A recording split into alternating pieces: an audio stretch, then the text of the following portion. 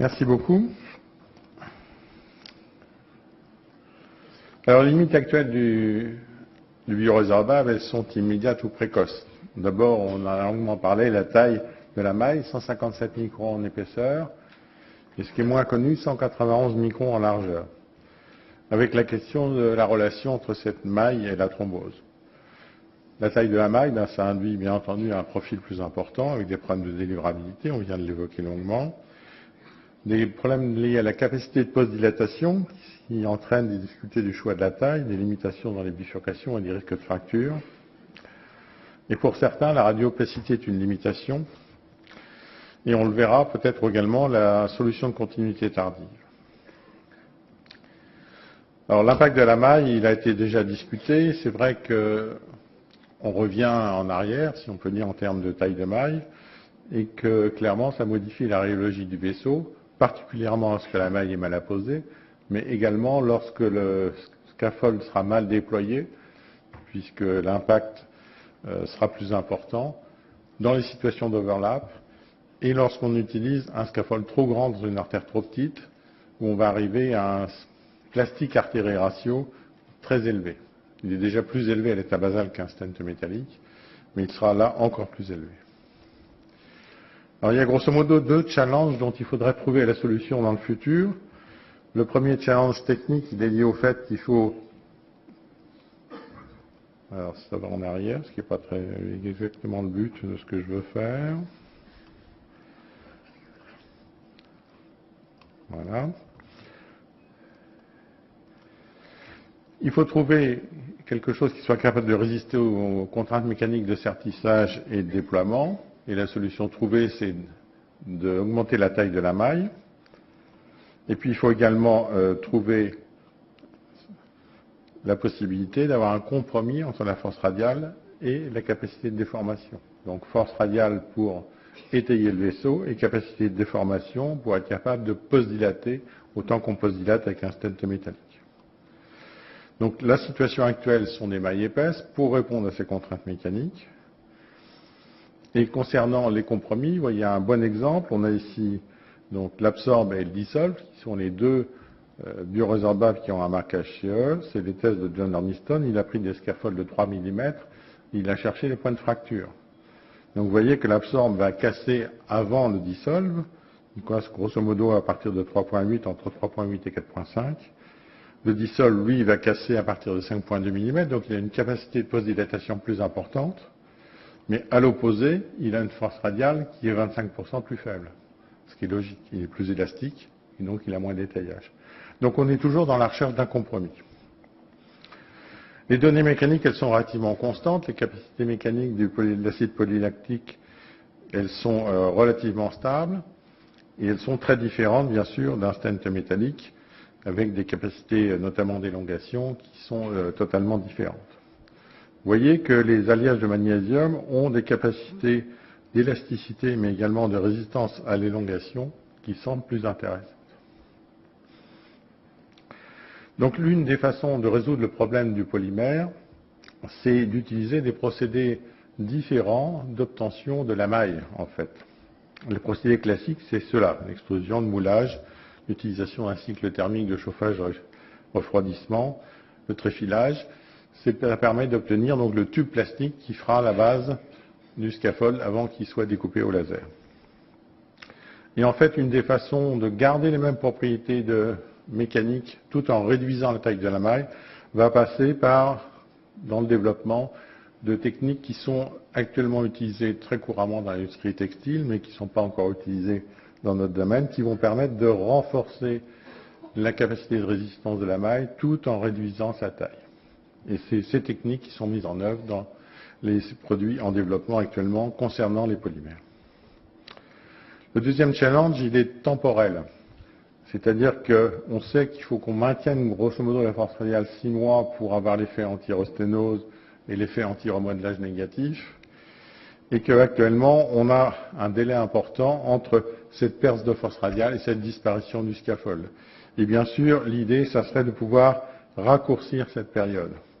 Pourquoi? Pour deux raisons. Parce qu'une fois qu'on a perdu la force radiale, donc après grosso modo 9 à 12 mois pour le BVS, on va avoir encore pendant 2 ans du matériel dans l'artère, avec ce qu'on voit en OCT, ce qu'on appelle des pertes de continuité, des discontinuités, qui, dans la plupart des cas, se font sous couvert d'un recouvrement cellulaire, mais pas toujours, avec des aspects qui sont proches des aspects de fracture aiguë, c'est-à-dire des mailles superposées l'une sur l'autre ou des mailles qui prolapsent dans le centre de l'artère.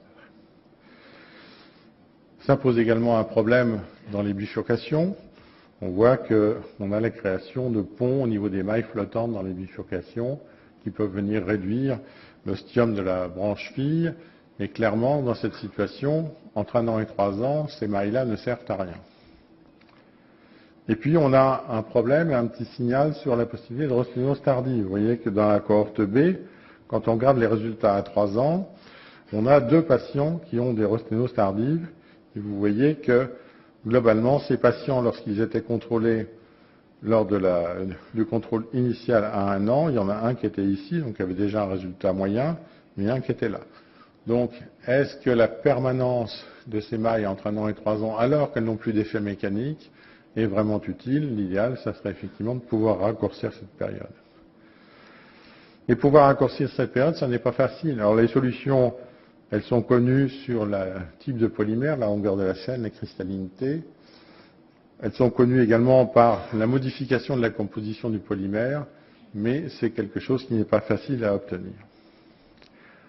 Alors voilà l'état de la situation actuelle du développement. Il y a actuellement 22 projets en cours de développement en termes de stents biorésorbables. Il y a seulement 2 produits qui sont marqués CE. Je vous ai fait donc un petit résumé de ce qui me paraissait le plus intéressant. On va d'abord aller tout en bas du tableau pour se débarrasser, si je puis dire, de 2 stents qui sont des copies conformes du BVS, qui sont 2 sociétés chinoises, Xinzor et Lipou, qui sont vraiment conçus comme un BVS, avec exactement la même composition de la maille et de coating, et la même épaisseur de maille et de sirolimus, bien sûr, puisque c'est dans le domaine public. Il n'y a rien là d'innovant, donc on va s'en débarrasser rapidement. Ce qui est plus intéressant, à mon sens, c'est ce qui se situe au milieu du tableau, le fantôme de Reva, le fortitude d'Amarante et le dissolve 2, qui sont des stents à maille réduite, vous voyez, entre 100 et 120 microns, qui ont des capacités de surexpansion qui sont toutes supérieures à 1 mm, qui vont jusqu'à 1,8 pour le fantôme, avec des temps de résorption qui sont identiques, voire un petit peu plus courts que le BVS actuel, et qui sont bien sûr Limus. Ces produits-là, ils sont en first in man, en cours de first in man, et on aura donc probablement d'ici la fin de l'année les premières données pour ces 3 plateformes. Et puis on a tout en haut 4 sociétés, 4 produits qui, eux, sont beaucoup moins avancés en termes de développement, mais qui sont grosso modo sur des concepts également innovants, des mailles plus petites. Et on peut s'intéresser au tout premier, le Mirage, donc le Manly de la société Mirage, qui lui utilise donc ce système de microfilage qui permet d'avoir en fait un micro-tressage des mailles de polymère de manière à garder la même force radiale avec une forme différente de struts, des struts arrondis, et des temps de résorption qui sont plus courts tout en gardant de la force radiale. Produit qui semble intéressant, qui est également en cours d'évaluation. Et puis on a le petit dernier qui est le BVS, ce que j'ai appelé le BVS 2.0, qui est en cours de finalisation préclinique et qui devrait rentrer en first in man probablement à la fin de l'année, sachant qu'on ne sait pas grand-chose et comme vous avez pu le remarquer, Abbott ne communique pas beaucoup sur cette nouvelle génération, probablement pour qu'on s'intéresse plus à l'actuelle. Et on ne sait pas quelle est la taille de la maille, on ne sait pas quelle est la capacité de surexpansion. Et puis les stents métalliques, là, on sait très peu de choses.